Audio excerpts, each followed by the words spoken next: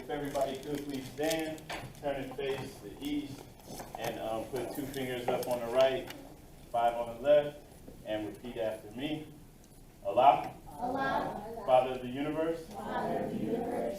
Father of love. Father of love. Truth. Truth. Peace. Peace. Freedom. Freedom. And justice. And justice.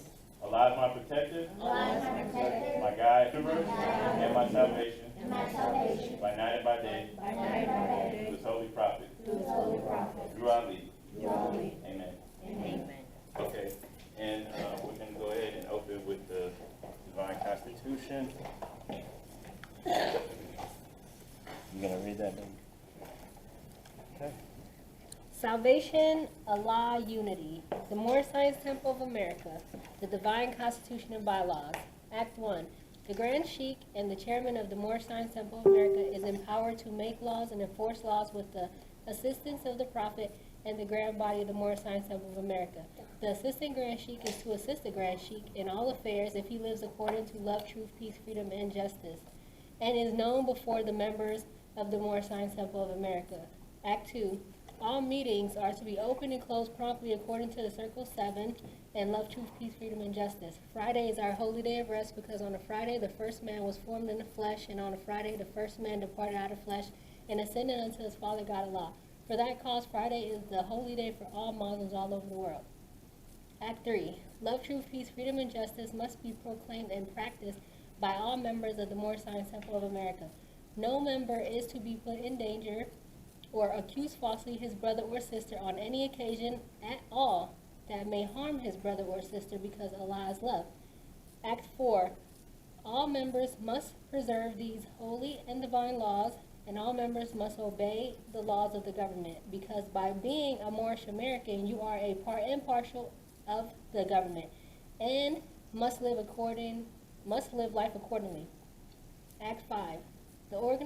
This organization of the Moorish Science Temple of America is not to cause any confusion or to overthrow the laws and the Constitution of the said government, but to obey hereby. Act 6. With us, all members must proclaim their nationality, and we are teaching our people their nationality and their divine creed, that they may know that they are part and parcel of this said government, and know that they are not Negroes, colored folks, black people, or Ethiopians, because these names were given to slaves by slaveholders in 1779 and lasted until 1865 during the time of slavery.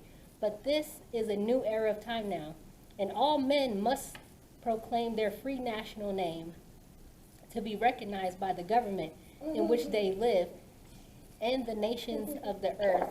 This is the reason why Allah, the great God of the universe, ordained Noble Drew Ali, the prophet, to redeem his people from their sinful ways. The Moorish Americans are the descendants of the ancient Moabites, whom inhabited the northwestern and southwestern shores of Africa. Act 7. All members must promptly attend their meeting and become a part and parcel of all uplifting acts of Moorish Science Temple of America. Members must pay their dues and keep in line with all necessities of the Moorish Science Temple of America. Then you are entitled to the name of faithful. Husbands, you must support your wife and children. Wife, you must obey your husband and take care of your children and look after the duties of your household. Sons and daughters must obey father and mother and be industrious and become a part of the uplifting of falling humanity. All Moorish Americans must keep their hearts and minds pure with love and their bodies clean with water. This divine covenant is from your holy prophet, Noble Drew Ali, through the guidance of his Father God Allah. Noble Drew Ali, founder. Moorish American prayer. Allah, the Father of the universe, the Father of love, truth, peace, freedom, and justice. Allah is my protector, my guide, and my salvation by night and by day through his holy prophet, Drew Ali. Amen.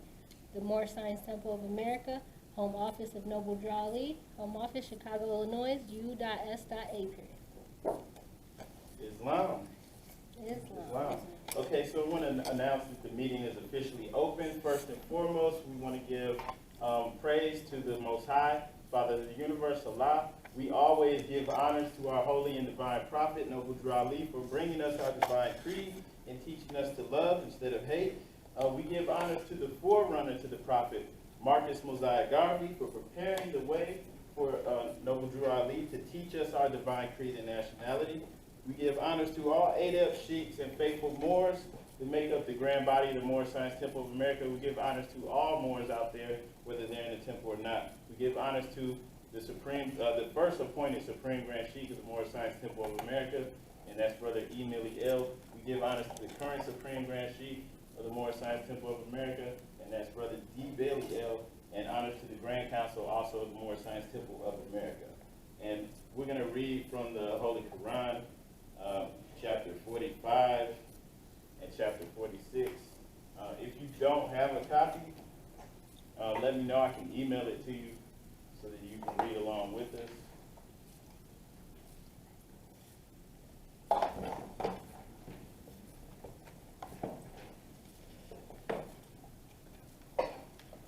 Hang on one second.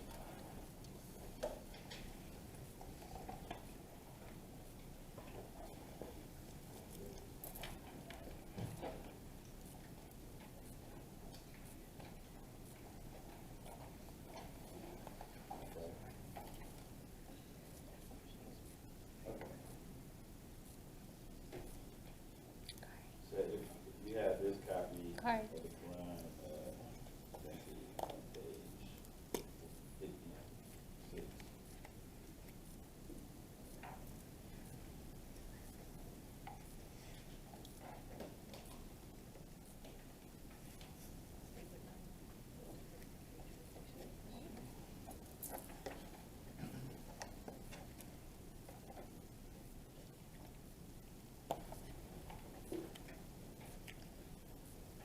All right.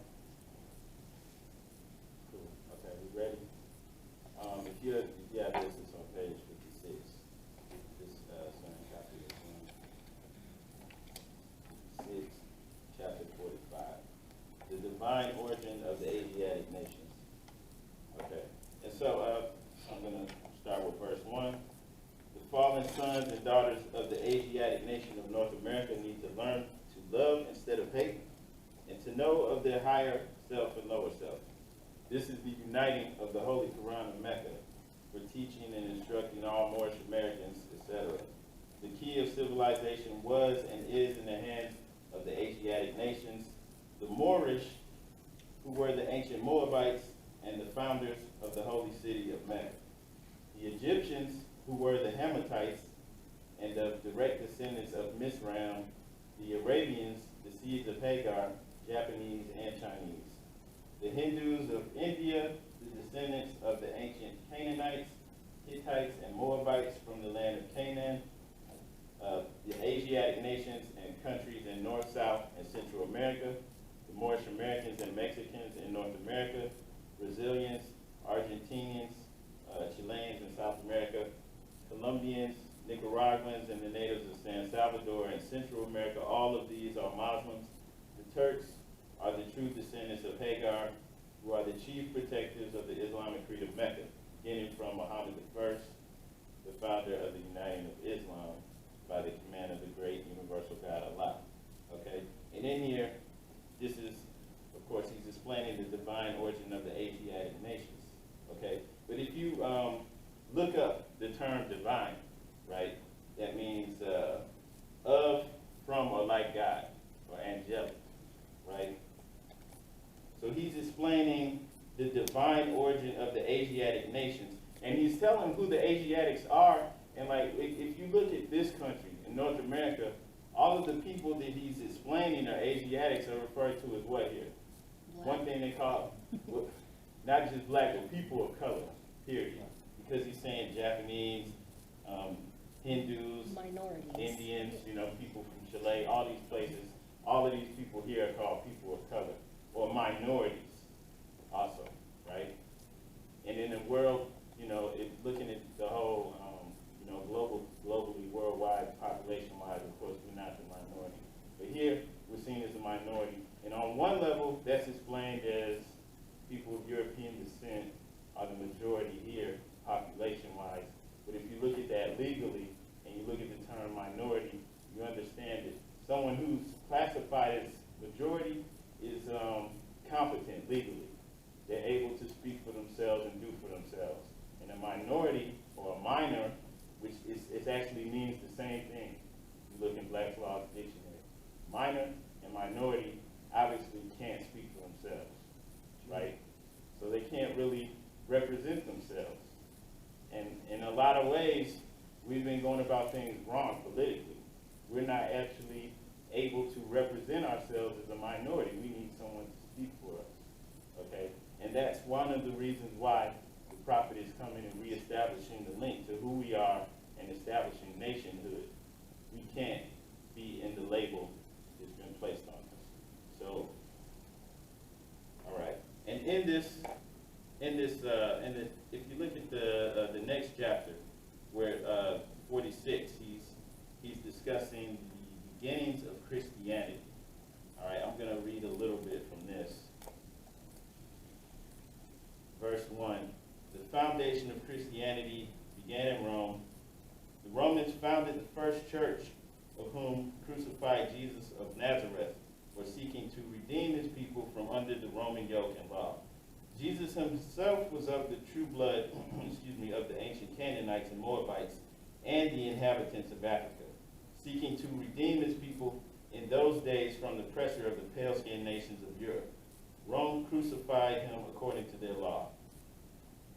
Then Europe had peace for a long time until Muhammad I came upon the scene and fulfilled the works of Jesus of Nazareth. The holy teaching of Jesus was to the common people to redeem them from under the great pressure of the hands of the unjust. And so that's definitely not the type of Christianity that's being taught. That the rulers and the rich would oppress the poor, and that the lion and the lamb may lay down together, and neither would be harmed when the morning came. These teachings were not accepted by the rulers, neither by the rich, because they loved the principles of the Ten Commandments. Through the Ten Commandments, the rulers and the rich live, while the poor suffer and die. And I'm not going to read the rest, but basically the form of Christianity that's practiced here is what was broken up and put together in the Council of Nicaea. May I have your attention, please? May I have your attention, please? The owner of a Honda Odyssey, license plate GJU9162. Please report to your vehicle. Is that anybody? All right, sir. Odyssey, right? Yeah, Odyssey. Okay. If you can turn to the last chapter in the Quran, in chapter 48. All right.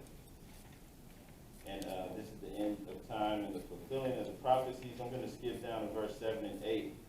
Therefore, we are returning the church and Christianity back to the European nations, as it was prepared by their forefathers for their earthly salvation, while we, the Moorish Americans, are returning to Islam, which was prepared for our earthly and divine salvation.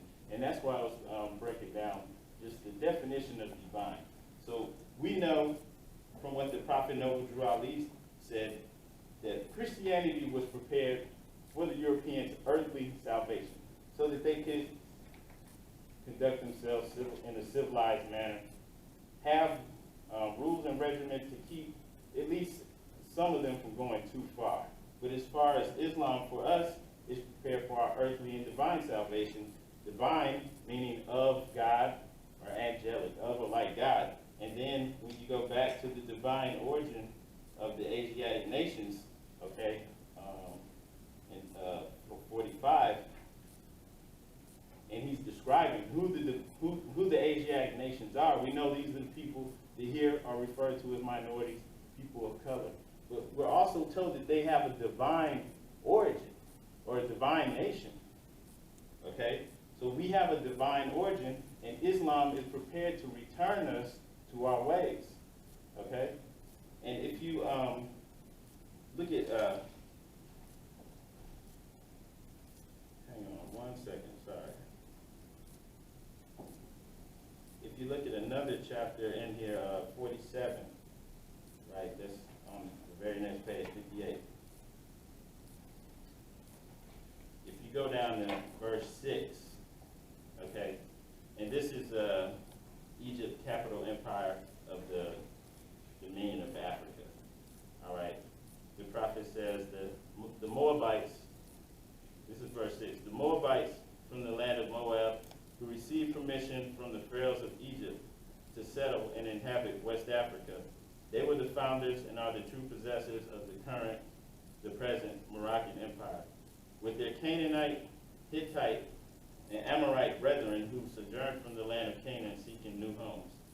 Their dominion and inhabitation extended from northeast and southwest Africa, across the great Atlantis, even into the present North, South, and Central America, and also Mexico and the Atlantis Islands, before the great earthquake which caused the great Atlantic Ocean. Okay, and the reason why I wanted to read that, I was going to explain something to you. What the prophet is saying here, okay, he's establishing who we are. We have divine origin. He's also giving you an account of possibly how long we've been here and our connection to the ancient people. Okay, so when he's saying their dominion and inhabitation extended from northeast and southwest Africa across the great Atlantis, even unto the present North, South, and Central America and Mexico and the Atlantis Islands before the great earthquake which caused the great Atlantic Ocean. Who is the people he's talking about? He's saying there. Okay, so these are the Moors. All right, and I was going to read something for you from Stolen Legacy by G.M. James. Well, hang on, I'm going to read something from Brother Gerald Massey. Gerald Massey was an Egyptologist. Okay, in the book of Beginnings, okay, he's basically making a case in the book of Beginnings about how Egypt wasn't limited to just the region that we see Egypt as now. Modern Egyptologists, they'll give credit for North Sudan because that was Upper Egypt, and then present day Egypt, and that's Lower Egypt. But Gerald Massey was making the case that Egypt was actually a worldwide civilization. Okay, and so that's just kind of a context of where he's going at in the book of Beginnings. Okay, so in this book he says the name of Tamari is the land of Meru. Okay, Tamari is another name for Egypt. You may have heard of Kemet before. Egypt actually had this name at a time when it was named after a certain queen. Okay, so Kemet's not the only name of Egypt. And if you go back in time, you'll see the names of places and people change all the time. But one of the names of Egypt was Tamari, and that's the land of Meru.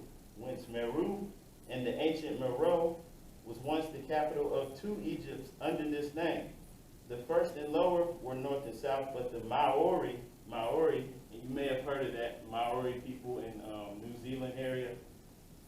Maru is north and west, and this is keeping with the Meth, north, and Ru in the horizon west.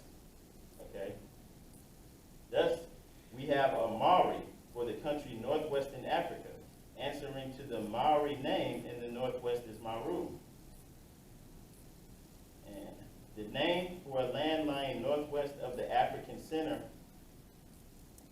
always reckoning from the south, would deposit the names of the Maori land, Marika and Morocco, as the Maori or Moors went farther north into Spain or Zephon.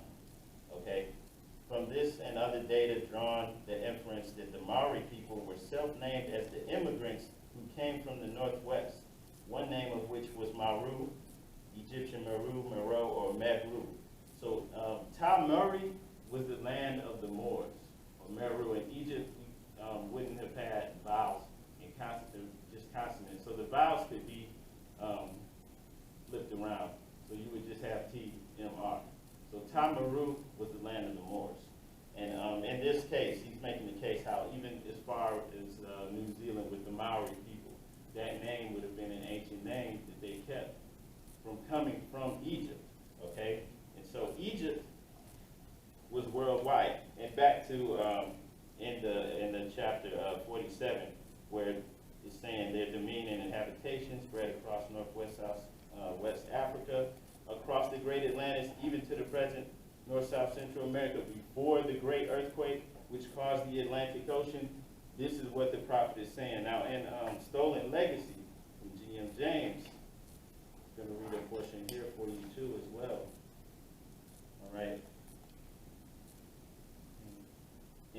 century AD, the Moors, the natives of Mauritania in North Africa, invaded Spain and took with them the Egyptian culture which they had preserved. So they were the caretakers of the ancient wisdom.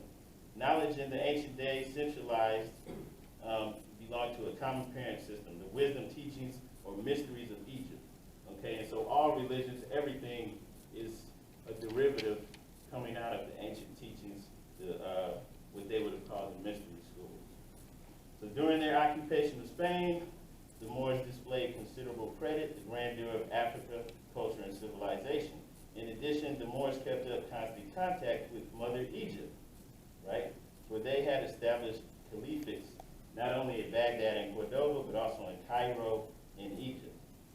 All the great leaders of all the great religions of antiquity were initiates of the Egyptian mystery system, okay? And that's saying from Moses, who was an Egyptian hieroglyphic, down to Christ, and we know that Jesus Christ was actually a title, Buddha was a Christ, Lord Krishna was a Christ, and here on. But this is also making the case for Moors not being synonymous just with, from a historical perspective, the Moors who ruled Spain from 711 to 1492. This is saying also the Maori people in New Zealand had Moorish ancestry, and that Moors weren't limited to one area. I'm also going to read a portion from this book, Ancient Mystic Oriental Masonry. And to give context of where they're coming from, this book is a study of mysticism and making a case for, or at least an attempt by Freemasons to understand our ancient history, where we come from, and how the ancients worked, or how they were able to do what they accomplished. Now in here it's saying, well, all that is sublime in the historic past centers upon Egypt. All that is sublime in the prehistoric past centers upon America. And then in the parentheses it says Atlantis, right? So I'll just read that again. It says all that is sublime in the historic past centers upon Egypt. And that's what is generally accepted, that pretty much all civilization is owed to Egypt. All religions, everything, that's generally accepted. But in here it's also saying all that is sublime in the prehistory centers upon America. And then it says Atlantis in parentheses. And as the curtain, which has hitherto concealed the prehistoric connection between the peoples of ancient Egypt and of America is lifted, it will be seen that the people of the Eagle and the Nile, being descended from the original people of the Eagle on this continent, the twain are one, and that prehistoric America was the original Egypt, or Eagle Land, prior to mighty dispensation in the days of Peleg, when the earth was divided and the great globe itself was nearly rent asunder. Now I wanted to read this too because he speaks on things happening that made people go out, into different regions. Okay? Isn't asserting that all this was one landmass. Firstborn among continents, America has been falsely denominated the New World. Hers was the first dry land lifted out of the waters. Hers was the first shore washed by the ocean that enveloped all the earth besides. America, Atlantis, already stretched in an unbroken line of land from Nova Scotia to the far west. America was evidently peopled from the old continent, which is what the prophet asserts when he says, the Moabites from the land of Moab received permission from the pharaohs of Egypt to settle and inhabit northwest Africa. And then in the next verse, he's saying, their dominion and inhabitation extended from northeast and southwest Africa across the great Atlantis into North, South, and Central America and Mexico and the Atlantis Islands before the great earthquake. And this is saying pretty much the same thing. America was evidently peopled from the old continent because there were only 8 persons saved at the deluge. And so it goes, it pretty much goes on and on about this. There's a fascination with America potentially being connected to Atlantis. On another topic, just last month, took my boys to see a movie, Godzilla, remake of Godzilla. In this movie, all the monsters are being referred to as the ancient ones. Very beginning of the movie, Martha. Martha's in China. They found it. They also find a pyramid that looks like the pyramids over here in La Venta, Mexico, and Belize. And the entire time, they're calling them the Ancient Ones, and that people are realizing that the only way that the world can be saved is for the Ancient Ones to return. And that's a reoccurring thing throughout the movie. And most people that see, you're watching the film, you're not going to see this. There's a subliminal message that's in there, and it's kind of blatant if your eyes are open, if you know what to look for. But it's in there throughout the whole movie. And I'm not really just speaking on that movie, so to speak, but in there, there's a man, he's a European man, an older man, and he's describing humanity as a scourge. They're just going to ravage the planet. They're not going to do anything. The only way to right this is to wake up all the ancient ones. And of course, they're referring to them in the movie as monsters, right? They're seen as monsters, but they're also seen as the only way for the salvation of the planet. They're not going to destroy the planet. They're going to return things to the natural balance. And they even went so far as in that same film, they have a scene where Godzilla is underwater, and there's like this sunken Atlantis civilization. And there's a scientist on the submarine, he's like, oh, this is way older than Egypt, okay? And so, they just say these little things, throw these little things out there. Most people aren't going to pick up on it. But the key thing throughout is that the ancients are going to return to order. This is the only way for the salvation of the planet, and that's a similar message to what our prophet brought to us.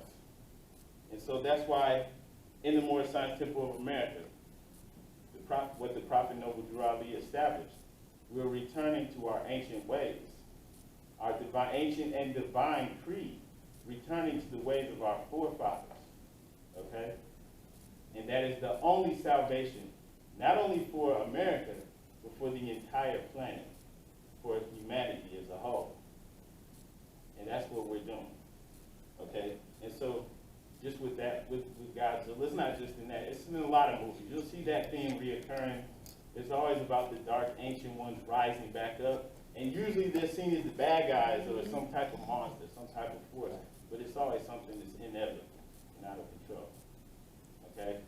And that's one of the things that I just wanted to hit on, because we see this all the time. It's in pop culture, it's in your face, but most of us don't see it. It's all in line with what's going on. That's the reoccurring theme, because that's the current, that's the time that we're in, that's the age that we're in. It's time for us to return to our ancient ways, and that's what we're doing right now. I did want to, Jason, if you can't read nicknames, it's on page 48 in the Moorish literature.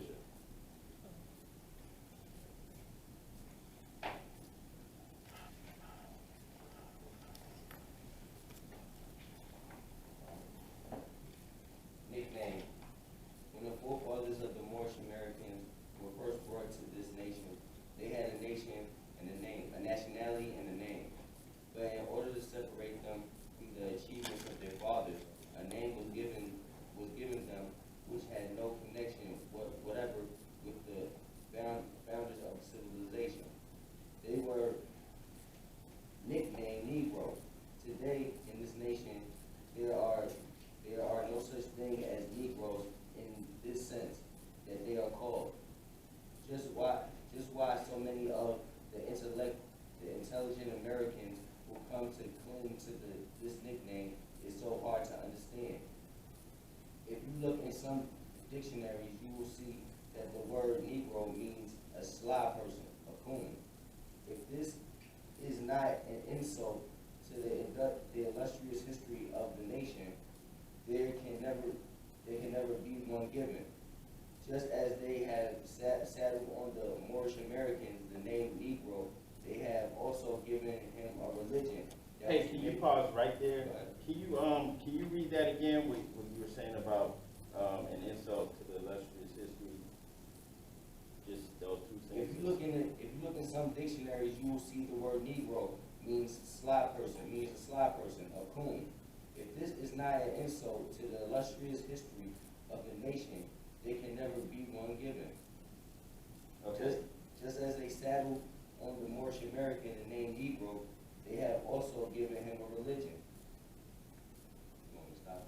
Yeah, that's cool. Okay, so yeah, and back to what George James was saying, and stolen legacy, the Moors preserved the Egyptian culture and knowledge. The knowledge in the ancient days was centralized. It belonged to a common parent system, wisdom, teachings, mysteries of Egypt. The Moors kept up constant contact with Mother Egypt. And this is all in alignment with what the prophet is saying, what he's established, what he's preparing us for.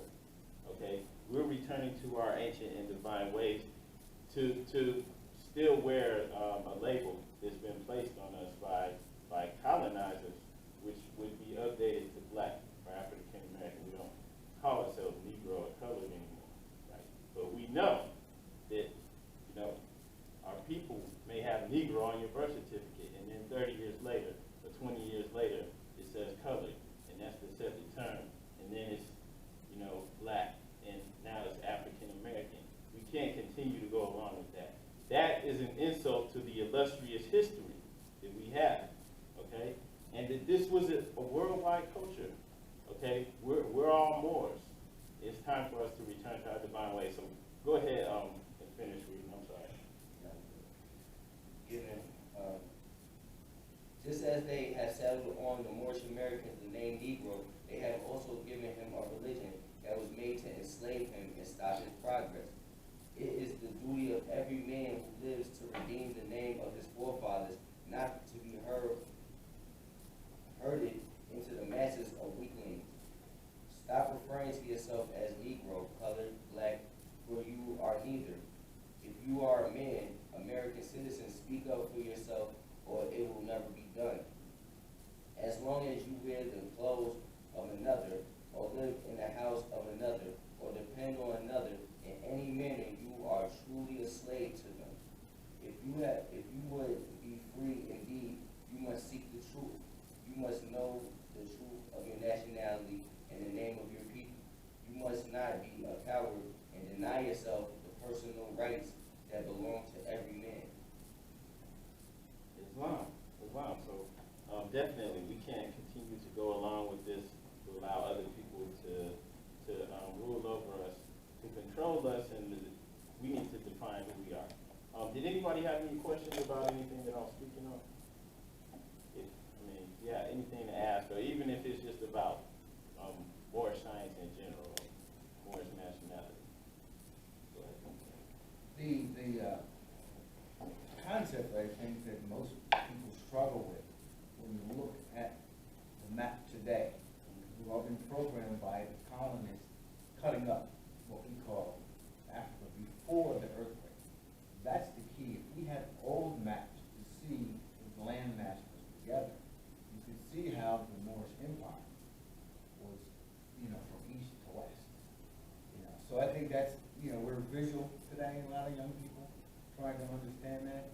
If they can see that, because we always thought you had the oceans separated, and how are you going to go across this ocean, which is thousands of miles, to get to another land? Yeah. I think if we have some visual concepts that will help, people comprehend what we're really talking about. Yeah, I get what you're saying. Like that makes sense. I was just showing my children this picture. I'll show it to y'all.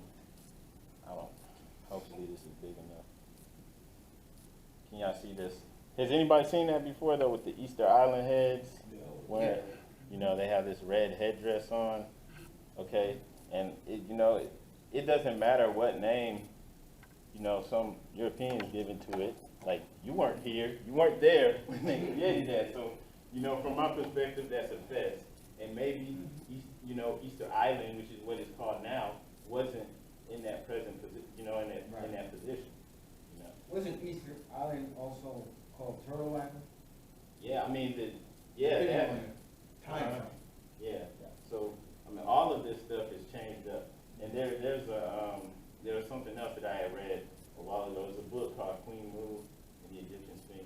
And there's a part in there where they're basically quoting different descriptions of the indigenous people of the Americas from European colonists, right?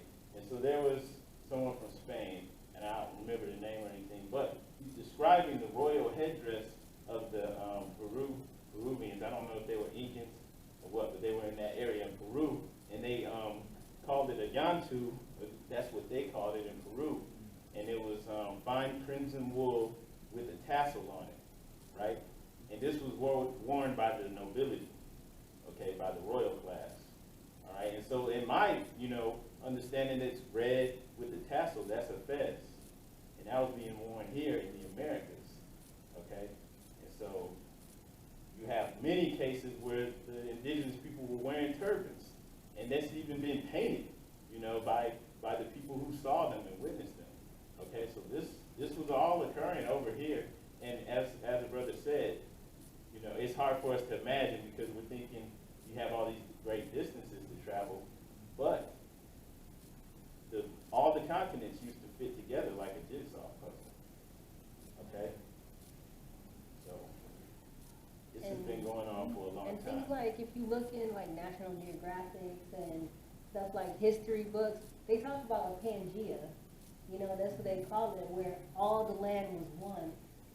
That information is out there, it's just, they're not gonna put it together in a sense where we were on Pangea doing what we were doing, They act like it was dinosaur land, It's like, and then from dinosaurs, cavemen. But they don't talk about the pyramids that was built in Egypt and here in South America, Central America. They don't talk about those pyramids. They don't talk about the artifacts the Egyptian artifacts that are found here in, the Grand Canyon and, over here in the Midwest. They don't talk about those things. Those things are out for everyone in the world to see in the museums.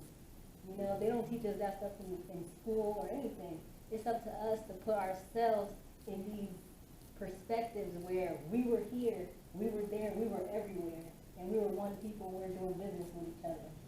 And that's totally up to us. Like, they use our stories in movies, they use our stories, to tell their history the way they want to tell it, because if I'm going to tell history, I'm going to make myself and everybody who looks like me the heroes, the good guys. And everybody else who don't look like me is going to be the bad guys, And that's what they did. I mean, that's what you're supposed to do, when you have that kind of power in your hands. So if the Prophet Noble Drew Ali, an Egyptian adept, is telling us that the dominion expanded over here, that we've been here since before, basically the continent split up, before the Atlantic Ocean was created, that shouldn't sound fantastic. We can't exactly trust the information coming from mainstream society, considering like they're telling us, okay, Pangea was hundreds of billions of years ago. How do you know this? You can't trust that when these people were living in caves and weren't civilized, there were universities, there were pyramids, there was high society and civilization going on at that time. So they obviously don't have a concept of time. They can't tell you that it took billions of years for the continents to split apart.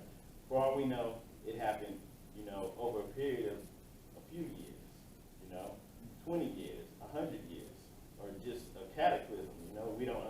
We can't go off of what we're being told, okay? And you definitely can't trust that information if you're putting it in a proper context. They don't really understand. Okay? There's a lot of things that we built thousands of years ago that it's still, no one understands how it was built or created. They can't replicate it, okay? Things made out of solid stone, that are tons, the way tons, they can't even do today with the technology. So they definitely don't know how long ago it took for the continents to split or any of that, all right? And just because they're not teaching us that we're Moors doesn't mean that that's not who we are, all right? Does anybody else have any questions? Well, it's just ironic that they have no history. All the history is our history. But, back in the 20s and 30s, they were telling us we had no history. Yeah. Other than what they created with the so-called slavery. Well, the Negro has no history Right. because it's a new, it's not us, it's not the people, it's a word, it's a label, it's a legal category. Yes. There's so many laws like that were, written that Yes. said that that Negro is a slave descendant of Africans, is a permanent slave. The Negro That's is not the exact wording, but manufactured. that's what they say. Yes. Okay, and if you see these things, and you see it in this state, you see it in that state, you see it, you know, these acts and laws being passed in all these states of referring to Negroes being descendants of slaves, permanent slaves, okay, there's something to this, it's not a joke, all right? And so when the prophet is telling us that these labels were placed on us in 1779 by slave masters, this is not a lie. This is actually what was going on at that time. It passed the Negro Act of South Carolina in 1740, and it basically says just that a Negro is a descendant of Africans, not, you know, Nigeria, not any, just Africa, the whole Africa. You can't be a descendant of Africa because that connects you to no one, okay? There's different tribes and people in Africa that don't even get along. They're not the same people either. They may have some relation, but they're not the same. Okay, different customs and everything. What I'm saying is you're not connected to any of them if you're a Negro. That was a status that was specifically created to remove you from your illustrious history, and you are a permanent slave or now permanent second-class citizen. Okay, you have to do something about that. And as far as we know, the Prophet Noble Drew Ali is the only one who came to do anything about that. And so that's what this is about. Everybody else is gonna try to move back to Africa. Where This is Africa. Right. The meaning of it, Yeah. everybody try to move this principle. And then people don't got the concept of Africa. We all know Africa after 1884 Berlin Conference.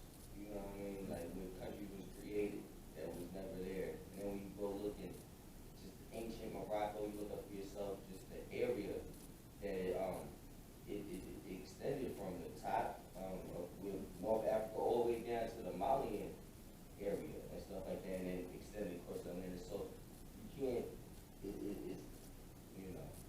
With even just going off of like, not this kind of stuff I was saying, like G.M. James and Gerald Massey were Egyptologists, and they're making the case for the Moors being not just limited to this one area, okay, being all over the world.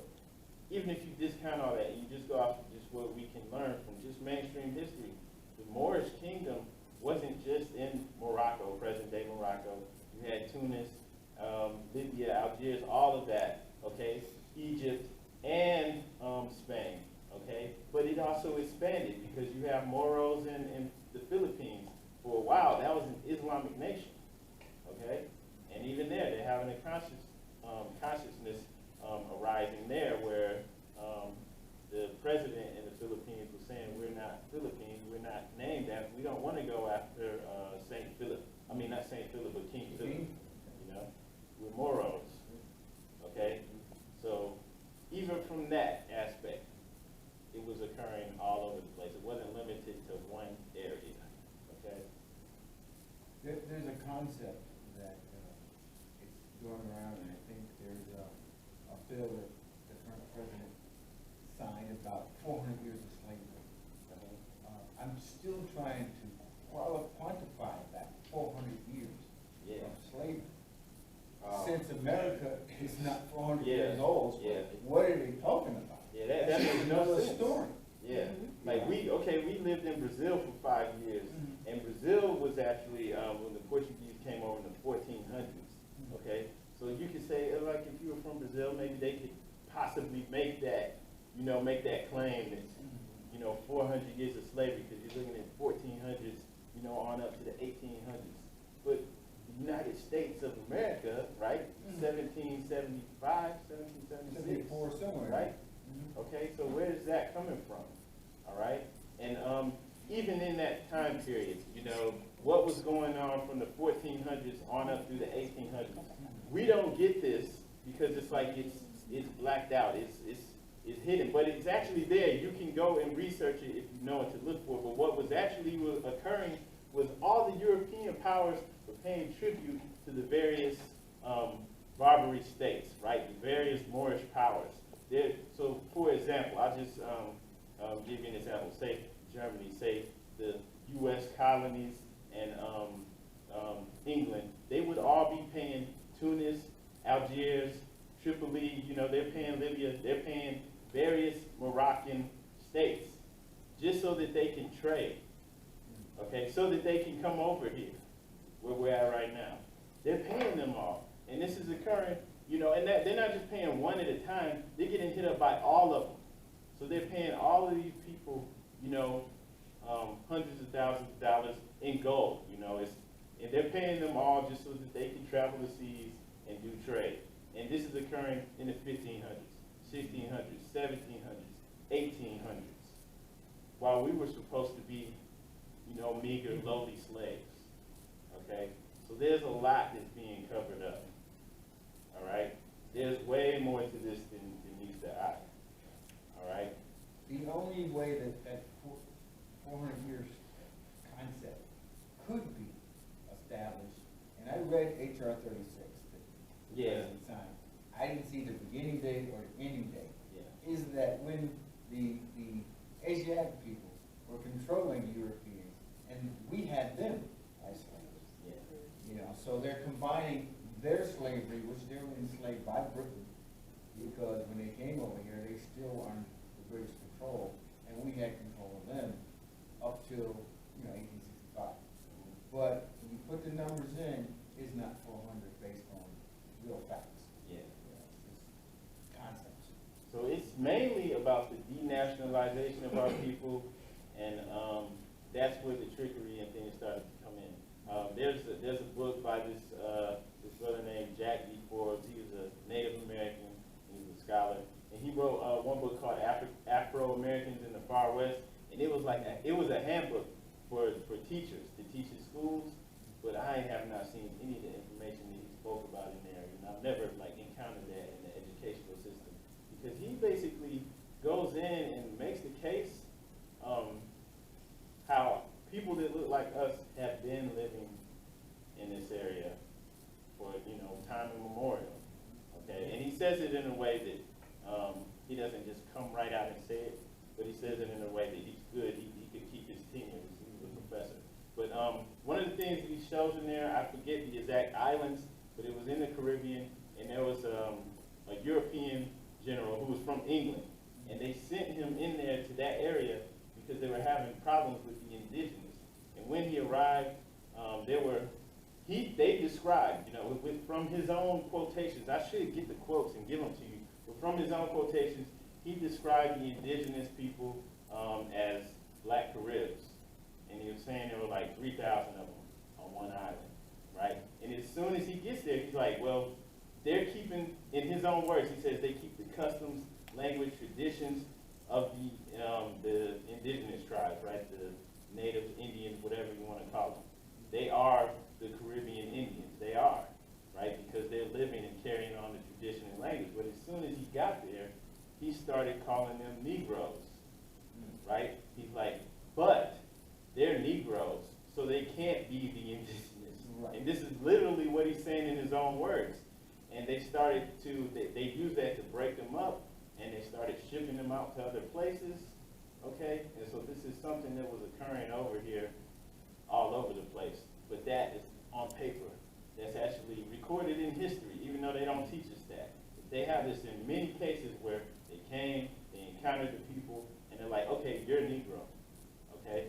And they, all right, and they actually have acts here in this country, in the United States, where anyone who looks like us is automatically classified as Black Negro, right? Even if you had tribal ties and all that stuff, you couldn't maintain that, or it would be extremely difficult for you to maintain that. All right? Also, they use mulatto as well. Yeah. But did anyone have anything else they wanted to add? Speaking of marriage, what's the purpose of the titles of nobility? All right. Well, for the most part, it's tying us back into our ancient ancestry. For the Moorish Science Temple of America, you would take the L or a Bay. You would keep your family name. You're not getting rid of any of that. You're not trying to cut ties with any of that. You're just adding that to what you already have to tie you back in. All right.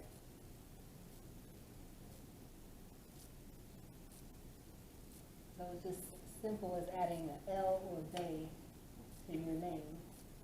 So you're not, everyone gets hung up about this name change. You don't change your name. Your name is divine. That's who you are. That's the name your mother gave you for a reason, you know? Like, I believe in the spiritual aspect of things, and I think, like, what is unseen is also as important as what's in the physical. So the name that your mother gave you is divinely prepared for who you are. So in this world, you know, those of us who's conscious and we have the light, we can see things, we can see through walls. And what I'm saying is, we can see the messages behind the message, just not what's shown in front of us, but we can see the hidden messages. That's why we're all here in this room right now, because we know there's something else to this. You know, so when you take the L or Bay, when you have the full understanding of what that means, that is freeing you and your family name from that slavery place to giving you back your noble identity. To answer the question. Good. Did anyone want to add anything or have any questions? No? Yes? What was the name of the Jack Forbes book you were just It's a handbook. It's called Afro-Americans in the Far West. You can find a PDF online. I got a copy on Amazon. You might be able to find it too if you want to get a physical copy. All right. He wrote a real book though, like a big, thick book. It's got a long title. I can't remember. I have it though. It's got 3 brothers on the cover, dark skin, and they have like these ruffles around their neck, kind of like the nobility in Europe. They have like nose rings and stuff. Spears, yep. And There were dons, he right? said, yeah, the dons, the 3 dons. In the description of that picture, he's like, these are 3 noblemen from Peru, right? But like the story that you would be given about it is that they were slaves, they were escaped slaves, and they rose up to power or something like that. Look, Like, how do that escaped doesn't slaves happen. rise up to power? you know, okay. And in that book, he actually talks about Moors and Moors being over here as well too. So maybe I could get that for you guys next time. But it's a very interesting book. And Jackie Forbes, actually, I give him respect and honor. He doesn't look like us, but you know, he went in hard. Like he really like put the information out there for us. And he was a professor, and he was like basically the expert on Native American history, so nobody can refute what he said. And so, I mean, that's a good book. Maybe I can give you the title later on, because I had that one. But it's great. Right. So, if nobody has anything else to say, y'all sure? No questions? Anything? I mean, if there's anything you want to ask about the Moorish Science Temple or what we're doing, go ahead. Otherwise, we're going to go into the closing of the meeting. Cool. Okay. So, yeah, without further ado, all meetings are to be opened and closed promptly according to the Circle 7 and love, truth, peace, freedom, and justice. If you can't stand again, face the east. You don't have to repeat after me. I'm going to do the closing prayer. Okay. Allah, bind our hearts and minds back to our ancient forefathers, divine freedom principles. We ask this in thy holy name and the 7 Elohim. Amen. Okay, and actually, if you could you read the text, please? Okay. To the members of the Moorish Science Temple of America, Islam. Islam. This is the instruction from your prophet, Noble Durali.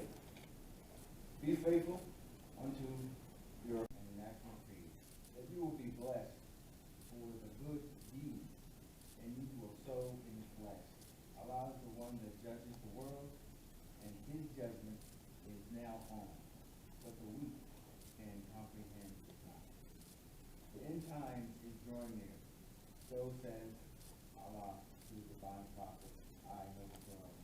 And that is why many hearts have been turned to stone, and many eyes to see but cannot see, ears to hear but cannot hear. We stay they would be confounded of their sin.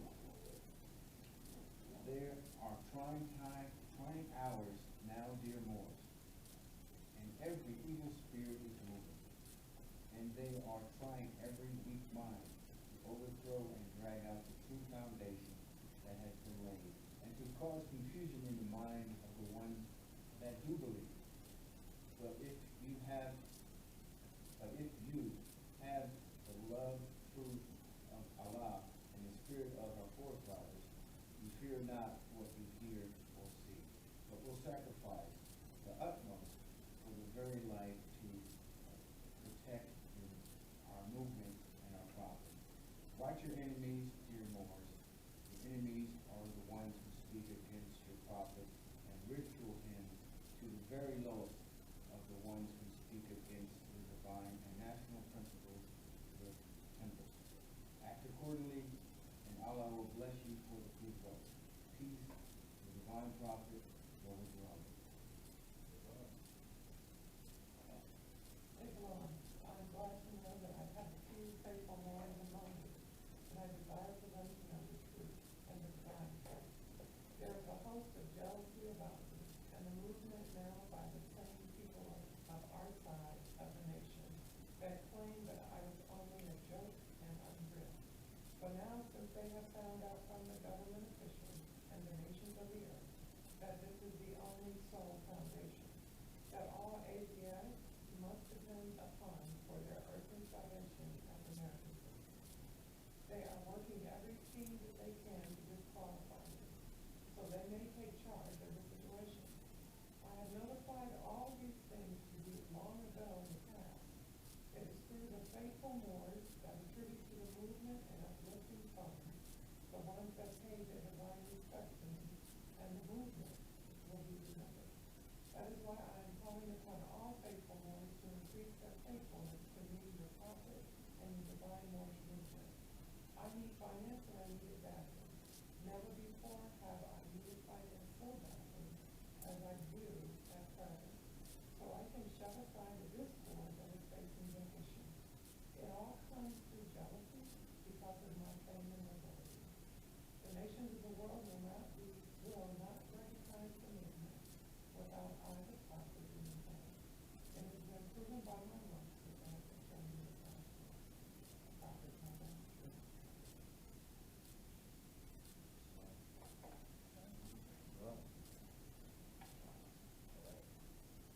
Okay. We'll do one more? Is that, you read in every meeting? Okay. Yeah, this is the last one. Okay. Prophet warns all Muslims. I hereby inform all members that we must end all radical speech while at work, in their homes, or in the streets. We are for peace and not destruction. Stop flashing your cards at Europeans. It causes confusion. Remember, your cards are for your salvation.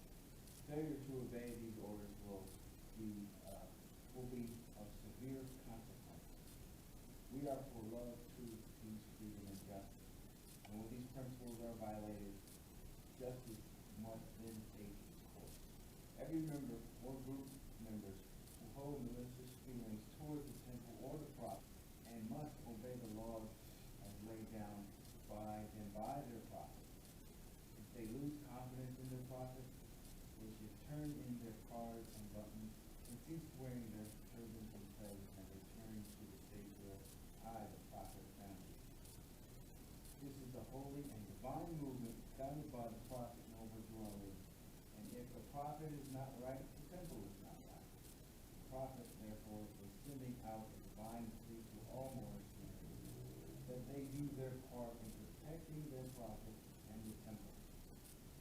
This is an everlasting movement founded by the prophet through the will of Allah to redeem his people from their sinful ways. Peace, Lord of Allah. Wow. Okay. Yeah, if you have any questions, anything, fine, but we're done. We can go back. Anybody sign a sign-in sheet?